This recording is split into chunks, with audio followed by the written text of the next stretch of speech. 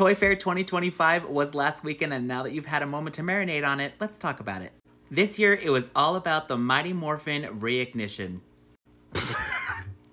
So there were some new toy reveals from our friends at Imaginext. I'm sorry, I mean Playmates. I can only bring you my review and my opinion on these new toys in the only way that I know how. Toot or boot. Special thanks to the Montyverse and Toku Nation for providing all the images I used today, and for actually being there. There were reveals of stuff we've already seen, like the new Automorphin figures. We did get a closer look at them and the civilian heads. Oh my god, poor Kimberly. I am a little let down that they're doing these again, but I think for the price point, nostalgia, and if you've never owned them, go for it. I know this is just a prototype, but based on design and the fact that we've gotten these a couple times, I'm afraid I'm gonna have to give these a boot. We finally got an up-close look at these guys, which Playmates claims is their collector's line. It's giving 2010, or was that 2011? Either way, these really remind me of those 4-inch figures from that time period. I didn't like them then and I don't like them now, boot. Also, this bothers me, but I was pleasantly surprised by some things. They are a little derpy, and again, they look like Imaginext toys, but I'm a sucker for a villain figure, and honestly, I don't care. I'm gonna be picking these up. There's just so much to love here, and anything for a new Squad and Babu figure. Rita has spell cast in action. Goldar has wing flap in action. The Putty has head spin in action. So, villains, I gotta give that a 2. Also, the contentious Megazord was there too. And thank you, Montyverse, for telling them to put the shoulder blades up. So anyways, yeah, these Zords come separately and then you can combine them into the Megazord.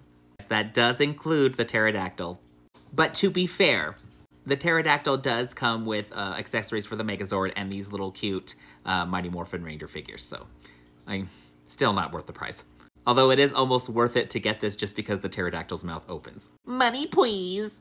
I always say this, but like, if you don't have a Mighty Morphin Megazord, then get it. It's pretty cool for the price, but these are not for collectors.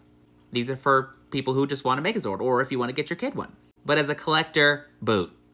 If you just want some bull, toot.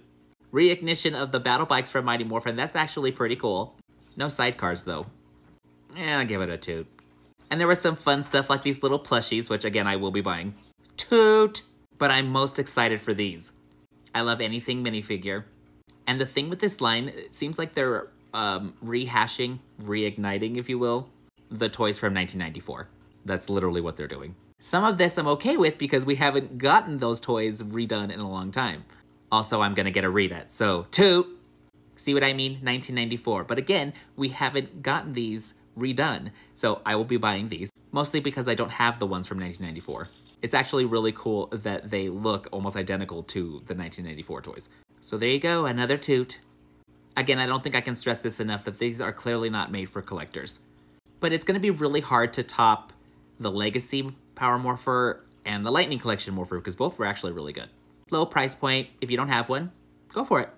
Oh, that poor child. He has no idea what he's holding. For me personally, it's a boot, but if you don't have one, go for it. Last but not least is the Blade Blaster and the Dragon Dagger. I think the Blade Blaster is actually very promising. I think this will actually really sell. So that is a toot for the Blade Blaster. The Dragon Dagger suffers from a couple things. Again, we have a Legacy one and we have a Lightning Collection one. It has to live up to those. But the one thing that this Dragon Dagger has going for it is that it looks just like the one from 1994. Like, it's eerily similar, but I think smaller. So I'm kind of divided on that one. It's kind of both. But then again, like, this will be really exciting if you don't have a Dragon Dagger. Or for your kids, if you want to get your kids a Dragon Dagger. I don't know, what did you think of the Mighty Morphin Reignition? And what are you picking up?